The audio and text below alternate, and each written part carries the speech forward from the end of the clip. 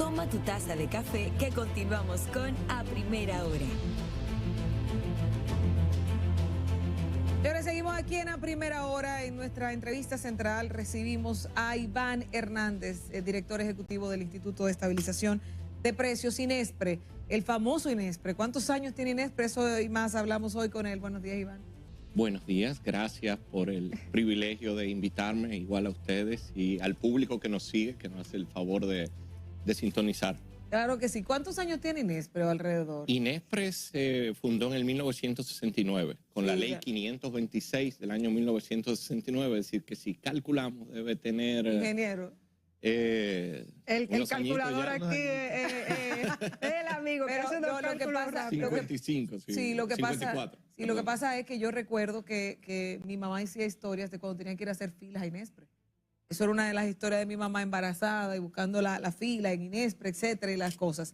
¿Qué novedades tiene INESPRE en este gobierno que va a cumplir 4 años en agosto, pero que ya estamos en un proceso de elecciones para mayo? Y sobre todo viendo lo que dijo el presidente en su discurso el pasado martes.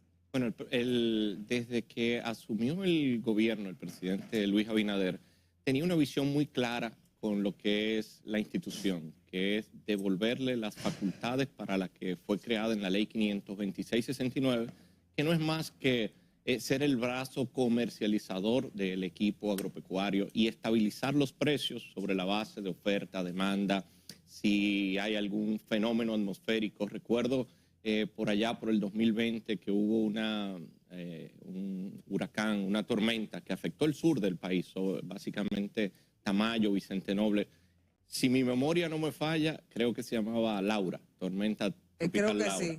Y ahí me llama el presidente y me dice que tenemos que hacer algo con esos productores de plátano, de Tamayo, Vicente Noble, que él tenía informaciones que habían sido afectados, y ahí empezamos a funcionar con el INESPRE. Ahí estuvimos reunidos con esos productores y le compramos 1 millón de unidades de plátanos, y ahí empezó el programa de plátano a peso, que se compraban a un precio de sustentación, creo que eran 4 o 5 pesos, si mal no recuerdo, y se vendían en los programas sociales, en las mismas bodegas de nosotros, a peso, y así empezamos a funcionar. Y hoy día, como dijo el presidente, podemos hacer en un año más de 4.000 bodegas móviles, más de 4.000 mercados de productores. Tenemos los programas de Aliméntate con INESPRE, las grandes ferias, que tenemos una próximamente, y me voy a permitir anunciarla aquí en la Ciudad Ganadera. El día 8 vamos a estar ahí hasta el 18. ¿Eso es en el marco de la Feria Agropecuaria? En el marco de la Feria Agropecuaria va a estar el INESPRE con un mercado gigante de productores, igual que el año pasado.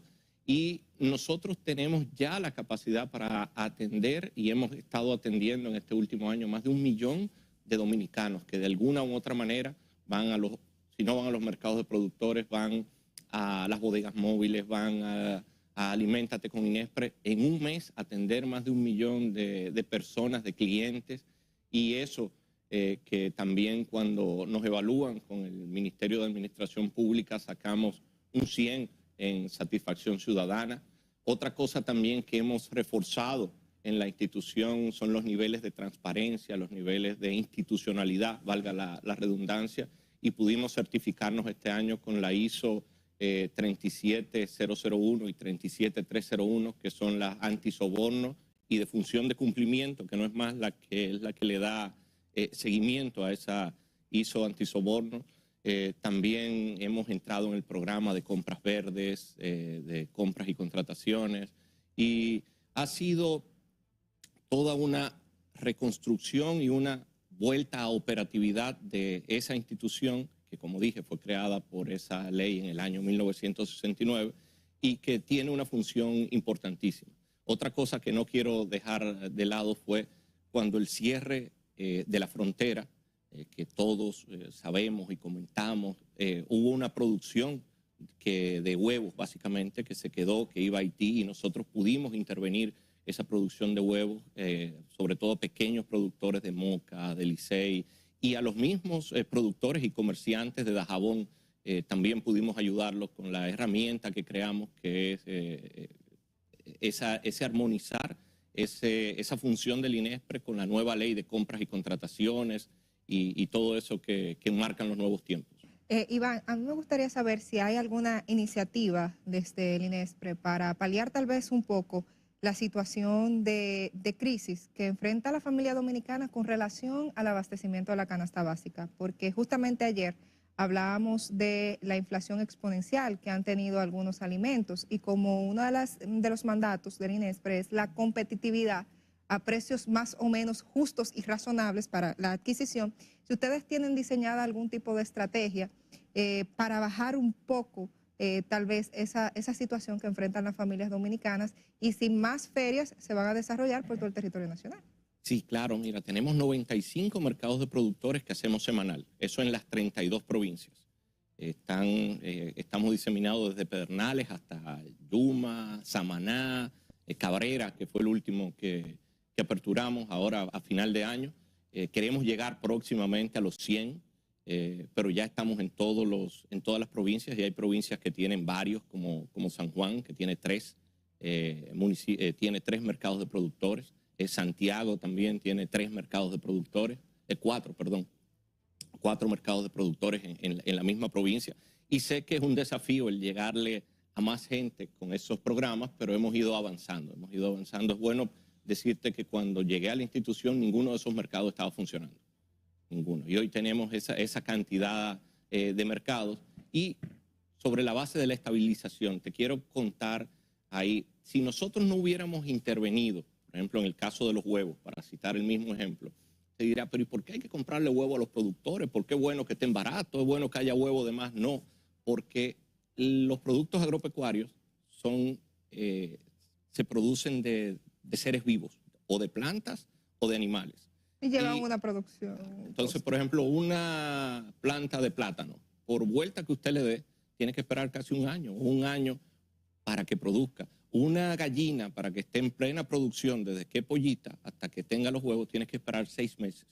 Y si uno rompe ese ciclo productivo, si los productores empiezan a desmontar esa producción porque no les es rentable o porque no encuentran una mano amiga del gobierno, entonces cuando queremos volver a retomar ese tema no es tan sencillo como, mira, mañana necesitamos huevos otra vez. Tenemos que esperar 6 meses. Y eso es lo que ha cuidado el gobierno del presidente Abinader, que en estos años de crisis mundial, de pandemia, de todo lo que ustedes saben más que yo, aquí no ha habido desabastecimiento. Somos de los pocos países del mundo que no ha habido desabastecimiento. Y lo dicen los números de la FAO. En el último informe de la FAO, somos uno de los 2 países del mundo que bajó la subalimentación. Aquí bajamos desde el 20 al 23, de 8.3 a 6.3. De los únicos 2 países del mundo, aún en un contexto adverso. El presidente también ha hecho medidas de subsidio a fertilizantes, de arado gratuito, de subsidio a los combustibles, que eso impacta también transversalmente todo lo que es la canasta básica. Y si bien hemos sido afectados, como el mundo entero, de un tema de inflación que ha golpeado el mundo entero, nosotros somos los que menos, de los que menos. El presidente en su informe de rendición de cuentas ponía cuánto cuesta la canasta básica en diferentes lugares de Latinoamérica y nosotros somos de los más baratos en Latinoamérica. Sí.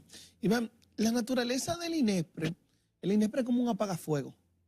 ¿Cómo apagafuego? Sí, es un apagafuego porque en el tema... Apagafuego. Sí, porque en el tema de la canasta, sobre todo, y el precio de los alimentos, INESPRE no tiene el poder de decisión de muchas cosas porque es una política integral más vinculada al tema de agricultura. Del comercio. Y del comercio. Entonces INESPRE llega a intervenir como una forma ya de paliar un poquito el tema del costo de los alimentos. Independientemente de que logramos controlar la inflación en los últimos 3 años, ya sobre todo el año pasado, hay una inflación que se ha mantenido acumulada, sobre todo en el tema de los alimentos. Cuando tú tienes una inflación acumulada en el tema de los alimentos, estamos hablando de que son cosas que afectan a todo el país. El presidente en su discurso hablaba de que ustedes han realizado en INESPRE más de 4.100 mercados, eso fue durante el año pasado. Es decir, es un tema importante.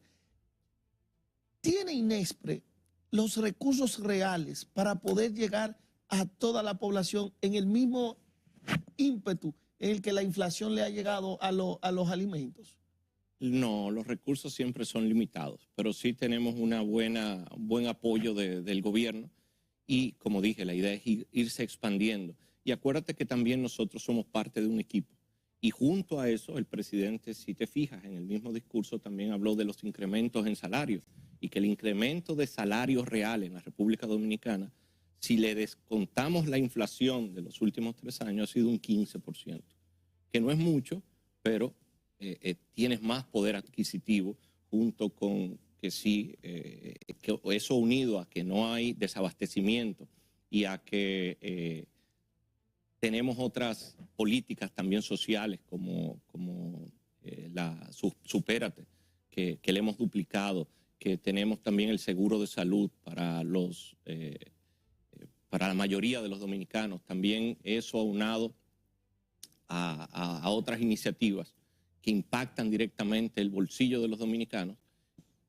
Eso, así es que lo trabaja el presidente de manera integral. Y quiero ahí detenerme un momento. Y el presidente, mucha gente, cuando el presidente decía gabinete de salud, gabinete agropecuario, gabinete del agua, no ha sido más que la visión de ese estadista de armonizar y sentarnos en una mesa todo lo que tenemos que ver con un sector. Y en este caso, por ejemplo, las mesas de agropecuaria las dirige él y nos juntamos de manera frecuente y son pocas las que él no ha estado. Y obviamente tenemos el ministro de Agricultura también, que ha hecho una labor extraordinaria en incrementar la producción, que también, si bien se ha incrementado la producción en la República Dominicana, que tenemos hoy producción récord de huevos, producción récord, hemos tenido cosechas récord de arroz, hemos tenido producción récord de plátano, también es cierto que el consumo se ha aumentado de una manera significativa. ¿Eso haría que se aumenten los precios por el consumo? No, si nos descuidamos con esa producción, claro que se aumentan los precios. Te lo digo, Iván, porque, por ejemplo, para nadie es un secreto que una de las principales críticas que ha tenido el gobierno es el alto costo de los alimentos. Estamos con el hombre de la estabilización de los precios de esos productos agropecuarios. Y si tú te fijas en las redes sociales, cuando dicen que la canasta básica ha disminuido o que los precios están asequibles, lo que dice Eddie Alcántara, que es la más económica de toda la región, los comentarios de la gente son totalmente diferentes. Y ahí voy, por ejemplo, Virginia Antares, de Opción Democrática, candidata presidencial, dice, se paró frente al Congreso, luego el discurso del presidente y dice, es que un plátano cuesta 20, 25 pesos. De costar 4 o 5 pesos antes, cuesta 20, 25 pesos. ¿Cómo tú le respondes a estas personas que, existiendo Inespre, ¿verdad?, compran los productos en otros precios y cuáles son en Inespre los precios de estos en específico? Por ejemplo, los plátanos son a 5 pesos, los pollos, un pollo entero a 150 pesos, el arroz a 20 pesos. Tenemos que cambiar la libra. el mercado. Pero yo creo que sí, porque quiero decirte algo. Sí, es un tema recurrente. Por ahí anda un discurso en las redes sociales que invito a ver de los años 60, cuando se le pregunta al presidente Balaguer sobre los altos costos de la comida en los años 60. Y él responde que es fruto de una sequía y que él no puede hacer llover por decreto. Estoy tratando de parafrasear lo que dice el presidente Balaguer en ese discurso que anda por ahí en YouTube, que invito sobre todo a los jóvenes que lo vean. Y sí, es una constante que viven todos los gobiernos y que la gente te dice, mira, cuando yo era joven tenía esto. Pero también es bueno recordar que nosotros, a nuestra llegada al gobierno, teníamos un ajo a 300 pesos. Hoy no cuesta 300 pesos. Hoy lo más alto que ha estado en este gobierno es 180, 160 pesos. Teníamos un plátano que, si bien lo recuerdo cuando hicimos ese programa de la tormenta Laura, que estábamos entrando en el 2020, para ese septiembre, agosto, los plátanos estaban sobre 35 pesos. Y como dice Virginia, hoy cuestan 25, 3 años y algo después. Y si eso lo aunamos a que tenemos un mayor poder adquisitivo los dominicanos porque se nos ha mejorado los sueldos, lo dicen los números, y se ha hecho de manera sustancial, también ha crecido la economía, tenemos un empleo que nunca habíamos tenido, es decir, que la gente tiene más facilidad de comprar. Es una lucha constante y es un desafío constante mantener la producción alta, tener ese abastecimiento continuo, mejorar el poder adquisitivo de los dominicanos. Y sí, la agricultura es, como usted dijo, es un asunto, es una actividad que uno hoy se acuesta de una manera, tiene una finca de 100 tareas de plátano preciosa y en la noche viene un tornado y se la tumba. O viene una plaga y le cae. O pasan de repente 2 o 3 meses sin llover y se le afecta, se le merma esa producción. Y eso pasa en la agricultura en todos los países del mundo. O usted tiene una granja de gallinas y de repente le afecta una enfermedad o el síndrome de baja postura y de producir 100 huevos pasan a producir 80. Entonces esos son los desafíos que nosotros como gobierno y como sector agropecuario estamos conscientes que sufren esos productores y que son también, quiero reconocerlo aquí, son un ejemplo de producción en el mundo, porque si bien el gobierno le da apoyo con tasa cero, le da financiamiento, que ha sido el financiamiento del Banco Agrícola más grande en los últimos años. En los 3 años del presidente Abinader se han hecho más préstamos por el Banco Agrícola que en los últimos 16. Y lo mencionó también en su discurso. Como dije, hemos logrado esas producciones récord. A la vez hemos incrementado también el consumo. Es un desafío que hemos tenido y que llevamos ahí una... ¿Por qué las críticas entonces? Porque, bueno, óyeme, porque... si tú a mí me dices, Loreni, ve, compra, yo voy al supermercado por un tema de rapidez, porque me queda al lado, lo que sea, pero yo no ando tal vez quejándome tanto porque yo busco lo que se necesita y a veces no miro los precios, pero sin embargo hay gente que tiene que ir con el dinero muy contado para lo que va a comprar. No solamente porque la... Permíteme. Yo voy a mandar a buscar Inespre. Permíteme que buscar Paul para que me diga los puntos que me quedan cerca. Están en nuestras redes sociales y por eso el gobierno le da opciones. Permíteme ahí, Iván, porque Loreni habla del supermercado, pero yo aprovecho las guaguitas por mi casa. ¿Te da para la guaguita? Claro. Pero las guaguitas son baratas. Pero si se paran al frente de mi casa, mi amor, voy para allá. Averigua el mercado de Inespre que le queda más cerca para que pase por ahí. Entonces, ahí voy. Por ejemplo, usted hablaba hace un momentito de los plátanos. Yo lo compro en la guaguita y están a 35 pesos. ¿35 en la guaguita? Bueno, sí. Yo ayer por mi casa vi una guaguita y estaba a 5 pesos. Así que la guaguita suya la está engañando. Yo, por ejemplo, la libra... No, pero yo lo digo de verdad. O sea, la libra de yuca, 36 pesos. Pero los plátanos me la están engañando si se lo están vendiendo a 35 en la guaguita. Y así muchos productos, porque por eso es que yo... No, si lo compro en el colmado me salen a 45 pesos. Yo lo vi en cerca de mi casa ayer a 5 pesos, en una guaguita. ¿Pero cuál? No de Inespre. No de Inespre, pero ¿cuál? ¿Puedo decir hasta dónde? ¿Pero el plátano Barahona o el FIA? Porque el plátano, el FIA... estamos hablando del plátano. El FIA no sabe igual. Pero son plátanos, Pero no sabe igual. Acuérdese, no me coja el más caro. Es como ir a un restaurante de lujo y pedir un servicio. Usted no me puede decir que cuesta. El dominicano lo que dice es plátano barahonero, porque no le gusta otro plátano. Y está un poquito más barato el barahonero. Tal precio que dice... Bueno, pero allá estaba 25. Yo allá lo he comprado a ese precio, 35. Por eso lo estoy diciendo. Entonces, igual, si usted pide un delivery y se lo lleva a la comodidad de su hogar, muchas veces usted lo que está comprando es un servicio, no son los precios habituales. Que si usted va y se traslada, por ejemplo, al mercado de la feria, a uno de los mercados de Inespre, al mercado de Mercado Santo Domingo. Me va a tener que decir dónde quedó. ¿De la feria cuál es? En la feria ganadera hay un mercado en la feria ganadera, lo que pasa es que el sector ¿En Santo Domingo dónde hay? Porque yo voy a comprar allá. Sí, no, yo voy a tener... Santo Domingo lo tenemos en la Venezuela. La libra de pollo está a 85 pesos. Yo lo compro en pollero. Y en Inespre lo tenemos a 150 el pollo entero. Pues yo voy para allá. Un aporte del gobierno. Pero tenemos entonces que hacer un cambio en la dinámica, porque yo misma... Y ubicar los mercados. No, hay que ir a los mercados, la verdad. Y el de la feria ganadera está abierto ¿hasta qué hora? No, va a estar abierto... Pero es solamente eso en la feria agropecuaria. En la feria agropecuaria. El de la feria ganadera no es un mercado de Inespre, pero son mercados de productores que están ahí, que está fijo y está abierto todos los días desde muy temprano en la mañana. No sé la hora de cierre. Pero ha ido 7 y algo y ya está funcionando. Recordar al público que estamos hablando con Iván Hernández, quien es el director ejecutivo del Instituto de Estabilización de Precios, del famoso Inespre, ¿verdad? A las carpas que así mismo. Ahí. Iván, una pregunta. Con el tema de los productores...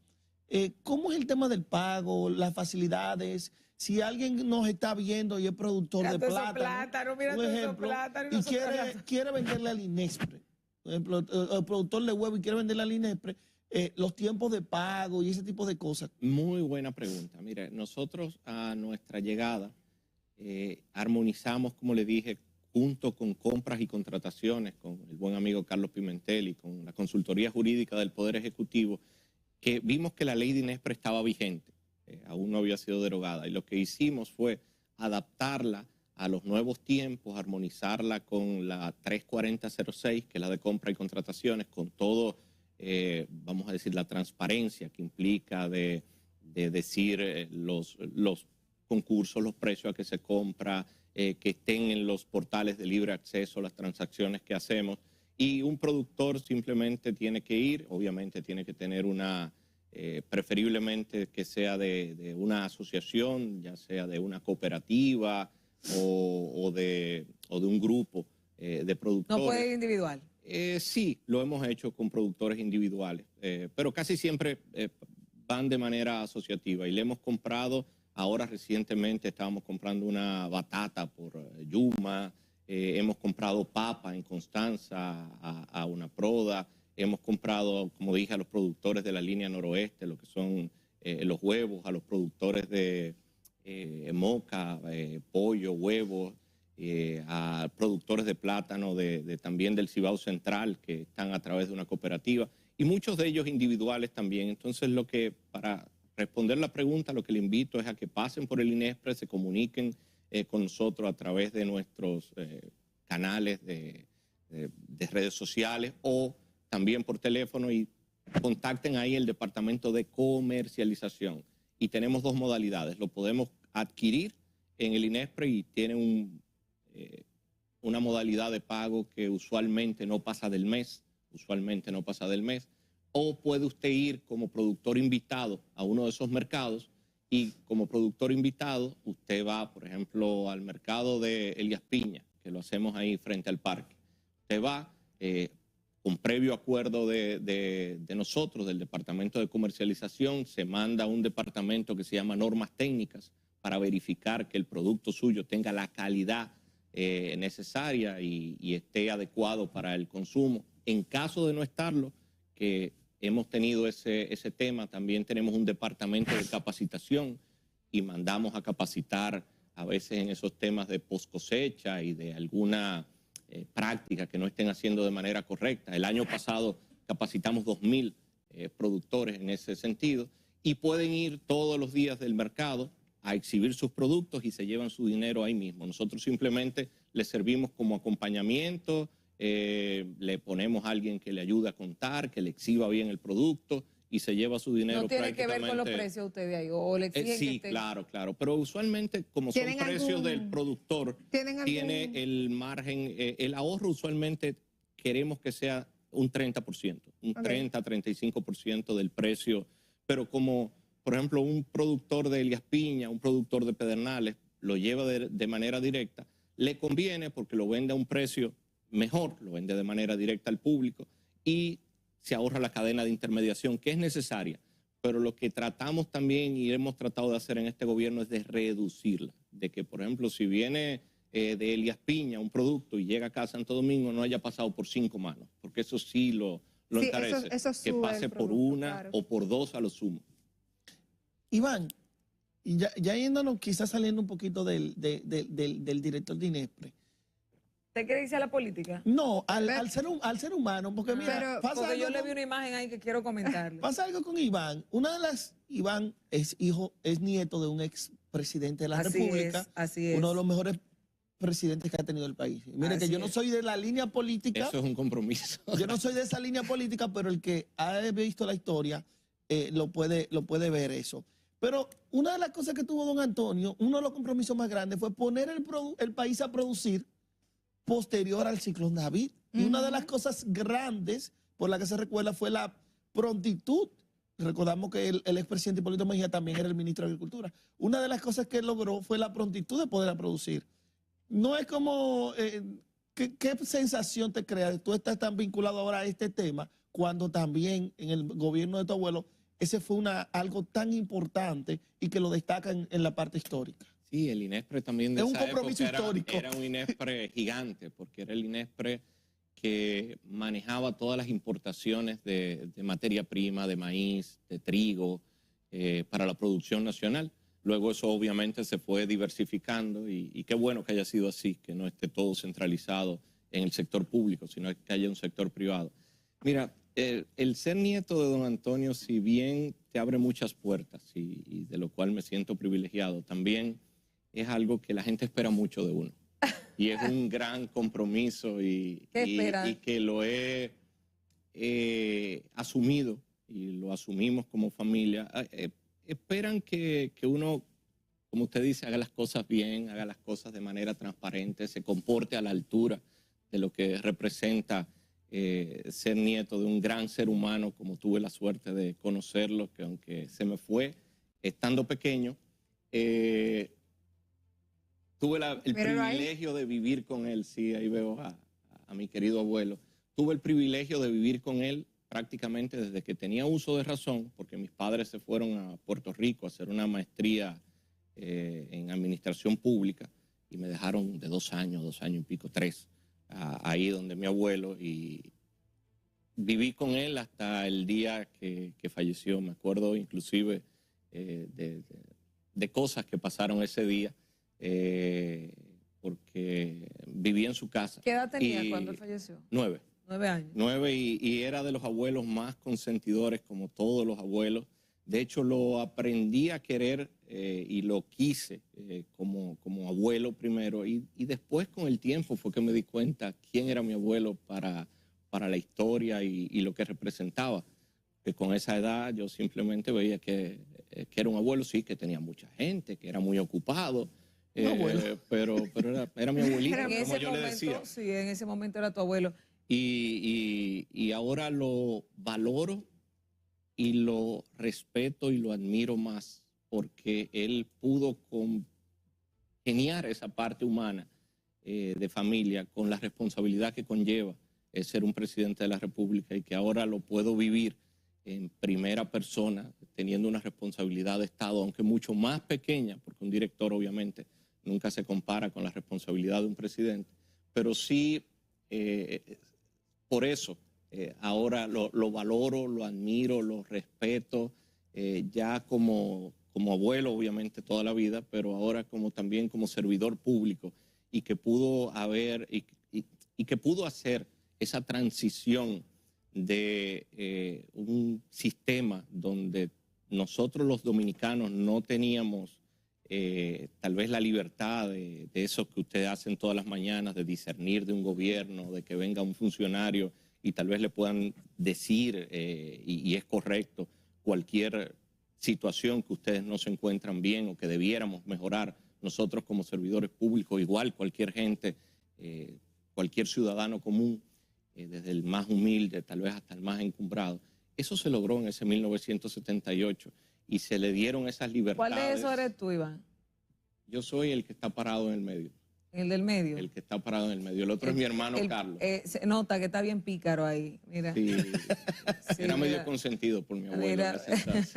Y le decía a alguien, bueno, el propio presidente Abinader, que me sentía muy orgulloso de pertenecer a un gobierno que en ese momento tal vez no se vio en esa justa dimensión, esa apertura a las libertades públicas que hoy día disfrutamos, porque no fue más que enseñarle al pueblo que tenía ese derecho y ese privilegio de vivir en democracia y discernir y cuestionar a los que lo gobiernan. Y el presidente Abinader está haciendo algo similar con la parte de la transparencia. Nos está enseñando a todos los dominicanos y dominicanas que podemos pedir cuenta de cómo se manejan nuestros recursos y de cómo cada uno de nosotros que tenemos el privilegio de ser servidor público y de manejar esos recursos del pueblo, cómo lo manejamos sin temor a que, ay, eso del gobierno, no pregunte eso, ay, cuidado, que ese es un funcionario. No, todos los dominicanos nosotros recibimos decenas de cuestionamientos por el portal de libre acceso, las contestamos como debe ser, y ese empoderamiento que está teniendo el pueblo dominicano de cuestionar a los servidores públicos de cómo se manejan sus recursos y qué nivel de transparencia tienen cada una de sus ejecuciones, yo entiendo que al paso del tiempo eso no va a tener vuelta atrás, porque cuando el pueblo entiende y aprende a que eso es un derecho que tiene y que lo está descubriendo ahora, como en aquel 78 descubrió que tenía la herramienta de poder discernir del gobierno, de poder expresar una afiliación que tal vez no era la estatal, sin miedo a correr su integridad física.